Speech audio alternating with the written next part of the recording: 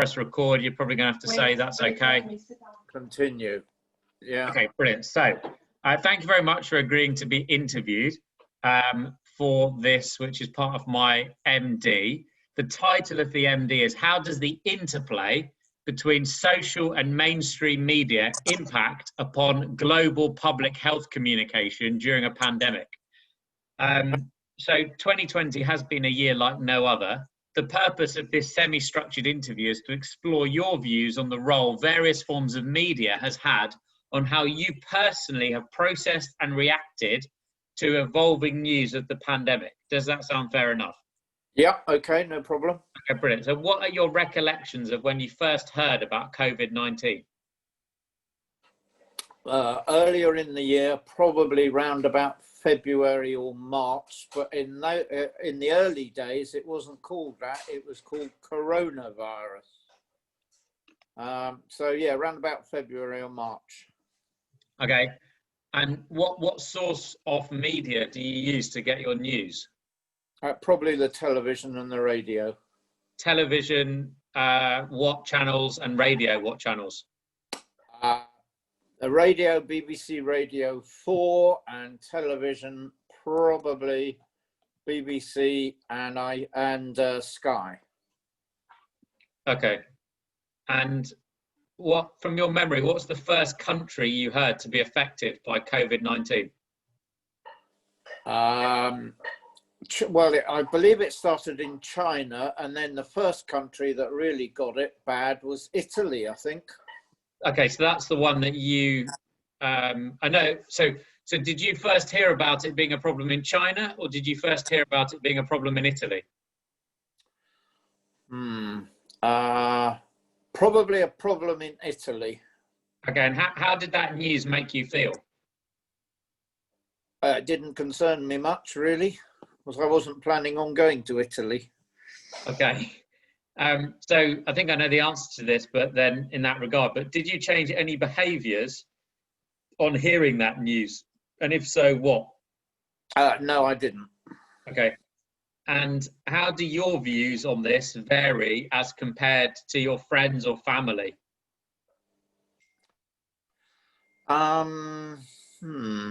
That's a good question. I don't really know, actually. No. My views haven't varied, but I suppose when more and more information came out, then I got to know a little bit more about it. Okay, but your views were what at the beginning then? That it was going on in another country and it wasn't going to affect me. Right. Okay. So the next section is about origins of COVID-19. So what was your awareness on theories as to how COVID-19 came into existence? Well, when it first came out, there was quite a bit of talk about some sort of in the province in China, in Wuhan, there was apparently some sort of biological laboratory there, and they'd been researching coronaviruses. So my original thought was that it had escaped from this laboratory. Okay, and you say original thought. Has that kind of changed, or is that how's that? It's harder. I'm convinced now that it's hardened over there. Yeah. Okay. Well, why is that? Why do you say that? What makes you say that in terms of that viewpoint being hardened? Because nothing else makes sense. I seem to remember that bird flu started over there, SARS started over there, and this coronavirus or COVID-19 or SARS-2 as it's called, they all seem to start over in China. But that, okay, and then, okay, so yes, it is, but I'm going to talk about something else, but that's not on the question, so I'll chat to you about that later. Okay, so fine. So what would you deem as a trusted source to get information specifically around, say, the origins of COVID-19? What would you deem as a trusted source to get that information specifically? That's a difficult one. Well, probably you'd have to go by either Sky or BBC, I think, yeah. Okay. Social media, would you see that as a trusted source? Well, it could be, but there's a lot of bunkum on social media. There's a lot of cranks on it as well. So, no, 50% you could trust, and the other 50% wouldn't touch with a barge pole. Okay. And it's interesting you say you wouldn't touch with a barge pole. So what do you use, say, social media for then? What do I use social media for? Keeping in contact with acquaintances and friends and relations, really, I suppose. Okay. Does detailed knowledge of the science behind COVID-19 help, hinder, or have no effect on your day-to-day response? Oh, it would help, obviously. And how do you think that communication has been in terms of detailed knowledge of the science behind it? Extremely muddled. I mean, the politicians claim they've been led by the science, but frankly, I don't believe a word of that. The science is evolving and the politicians are always 2 or 3 steps behind. Why do you think that is? And is that all politicians or just the ones in the UK, or what are you? No, yeah, probably generally most politicians are not scientists and they have very little understanding of science. So yeah, I would think that's probably pretty global. Okay. But then equally, if you look at what some of the East Asian countries have done, in terms of dealing this as like a SARS response rather than a flu pandemic, where they've gone for eradicating it immediately, quarantining, stamping down, going for zero COVID. And you compare and contrast that to the approach that's taken by the UK, you yourself said the scientific communication around it has been muddled.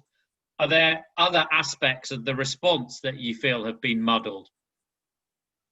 Yeah, in the early days, I think in February, when it had spread from Italy, I think there was a football match played in Liverpool, European game, a team from Spain, and then all of a sudden Liverpool gets hit by the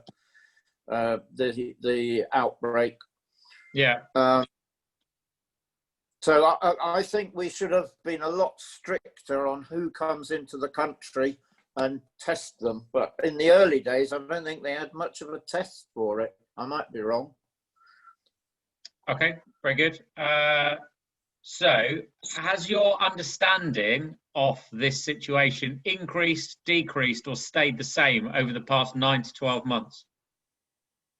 I would say it's increased. Okay. And this has been widely described in the media as a once-in-a-century event because they're comparing it to the 1918 Spanish influenza outbreak. In your view, could an outbreak such as this happen again in our lifetimes? Without a doubt, yeah. Because I don't think the lessons have been learnt from this one. What lessons do you think need to be learned? Well, for example, New Zealand, I think, and Australia closed the borders. Okay, they're islands. Australia's a huge island, but New Zealand stamped it out very quickly. Yeah, and that's also what Australia are doing, to be fair, in the sense that there was a tiny outbreak of 90 people, and they put roadblocks around, police roadblocks around the state, and nobody could come in or out or move at all. Yeah. So, okay. Subsequent pandemic behaviours. 3-word slogans have been a big part of the UK government communication. Are there any that particularly resonate with you, and why? No, none of them resonate with me, because 3 words is about all politicians can understand when it comes to science. Can you remember any of them, though, the 3-word slogans? Well, wash your hands. Yeah. What else? social distancing. I don't think they were 3-word slogans, but social distancing, Yeah. wash your hands, and wear a mask. Okay. The vastly varying way in which COVID-19 affects people has meant shielding and asymptomatic transmission have been vital elements of this pandemic. What do the terms shielding and asymptomatic transmission mean to you? Well, asymptomatic means that you could have the disease or whatever it is, not have any symptoms, but pass it on to someone. Shielding would mean keeping well away from any other person, really, apart from your own family members. Okay. Are you more likely to listen to a friend, expert, or celebrity when it comes to adopting behavioural modifications related to keeping you and your family safe? Well, I wouldn't give any celebrity the time of day. It would be preferably at somebody with some sort of scientific background who knew what they were talking about.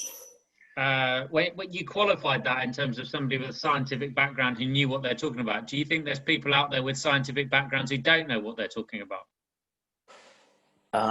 Yeah, there are, but generally speaking, science is evolving, and they're learning from what's going on.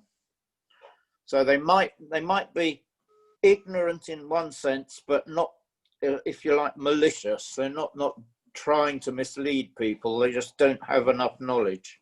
Okay, that's interesting. What stories? Oh God, what's happened? What stories arose about, probably your back drilling, what stories arose about people breaking the rules? Sorry, when stories arose about people breaking the rules, do you think that helped, hindered, or had no effect on the public health response? Yeah, wait a minute. I've lost the picture. I've lost the picture. Sorry, I've lost the picture.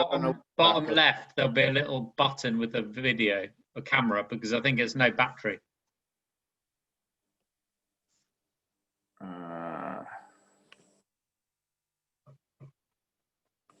How did you get into this? I have no idea. Hold on. Whoa.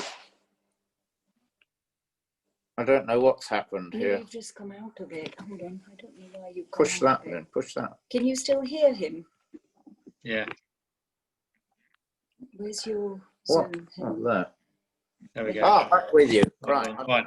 So what stories, or when stories arose around people breaking the rules, do you think that helped, hindered, or had no effect on the public health response? Well, it probably had no effect because people kept on going out and going to parties and house do's, and so it probably had no effect. Okay. Are there any phrases or words that spring to mind about 2020 and the COVID-19 pandemic as a whole?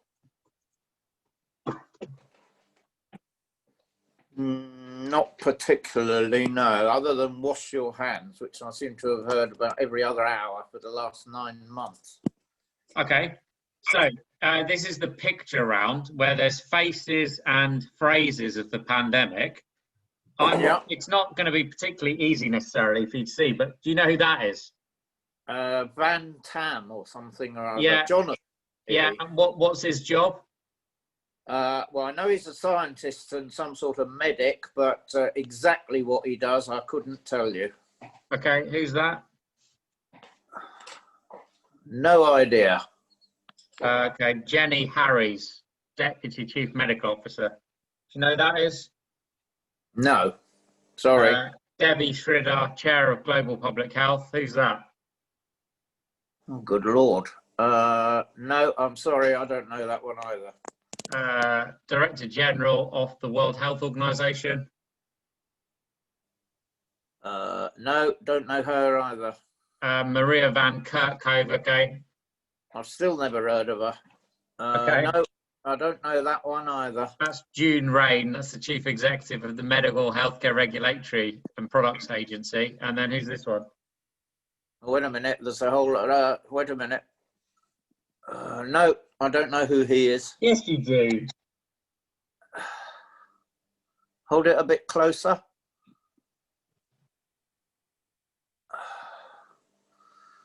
No, sorry.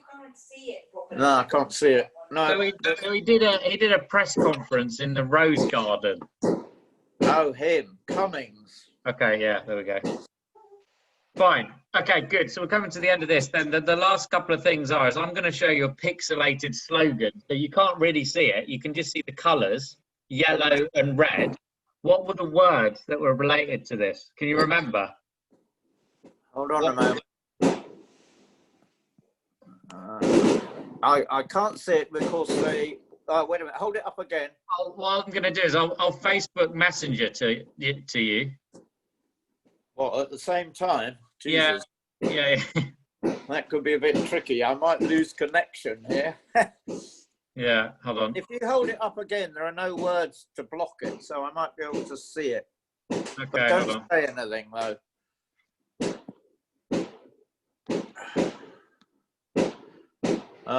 No, I've no idea what that says. No, but it's pixelated. But do you remember the yellow and black, the yellow and red slogan with black writing? Vaguely, but I couldn't tell you what it said or says. Okay, do you remember the green and yellow one? Yeah. What's those ones say? You have to hold it a bit closer. I can't read that. Well, no, you can't read it because I've pixelated it deliberately. Right. It's just whether you can remember what the words were. So the red one, I'll tell you what the red one was. It was stay home, protect the NHS, save lives. Okay, right. And then this one, what does that one stand for, which is the yellow and green one? It's probably save the NHS or something. No, so it's stay alert, All control right. the virus, and save lives. Okay. So yeah, thank you very much for that. I'm going to stop that now, unless you've got any final comments or thoughts. Still think the Chinese are to blame. Okay, thank you.